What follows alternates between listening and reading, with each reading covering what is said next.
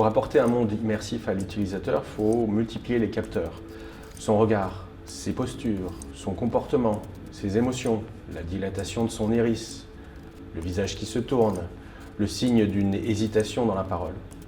Tout ça peut se rapprocher donc du corps et pose des questions sur le traitement de données biométriques. Est-ce qu'on a des indicateurs de comportement, des morphotypes, ou est-ce qu'on va vraiment jusqu'à des éléments qui captent l'identification certaine, physique et mesurable d'une personne déterminée? Ce pas des questions nouvelles puisqu'elles sont déjà régulées. Le traitement de ces données biométriques il doit être nécessaire, il peut être prévu par la loi, il est soumis au consentement des personnes, mais l'usage, lui, est nouveau parce qu'il multiplie les capteurs dans des niveaux de détail qui n'existaient pas jusqu'à présent.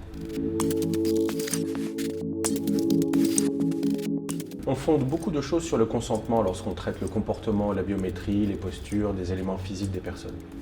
Le consentement, c'est savoir à quoi on consent, pourquoi, auprès de qui, avec quel usage et pour quelle durée. Ça doit être très éclairé.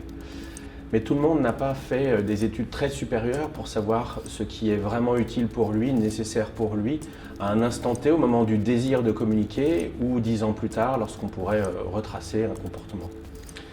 Donc il va falloir repenser la hiérarchie des droits des personnes. Si on demande à chacun d'être en contrôle de sa vie privée, chacun c'est n'importe qui avec ou sans éducation et sans conscience du futur de ces données.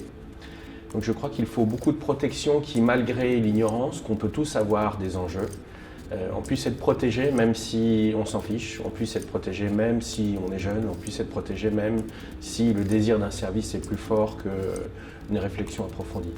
Et pour ça, il faut que les régulateurs donnent des lignes et que les entreprises trouvent des protections par défaut qui ne dépendent pas simplement de la volonté instantanée d'une personne.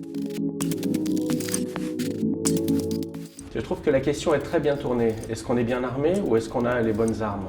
Avoir une arme ne suffit pas à avoir une armée.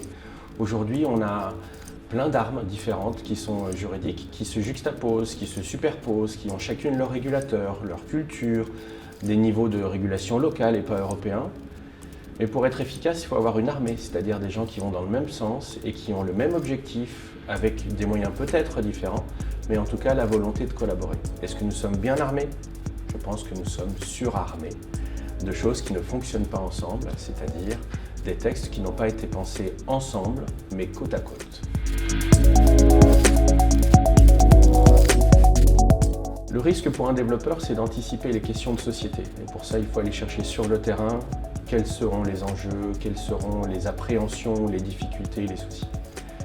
L'autre enjeu pour une entreprise, c'est de connaître quelle serait la règle autour de laquelle tourne son devoir de responsabilité. Et les régulateurs ne connaissent pas les excès tant qu'ils n'apparaissent pas sur la table.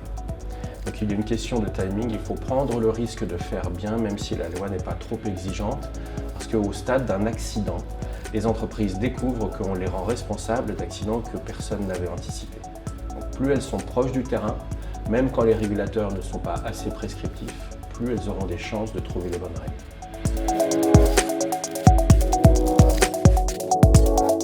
Je pense qu'il faut favoriser les sandbox, les bacs à sable, le fait d'avoir le droit de se poser des questions et pas simplement être dans une application de la loi de haut en bas qui cherche à répondre à un incident.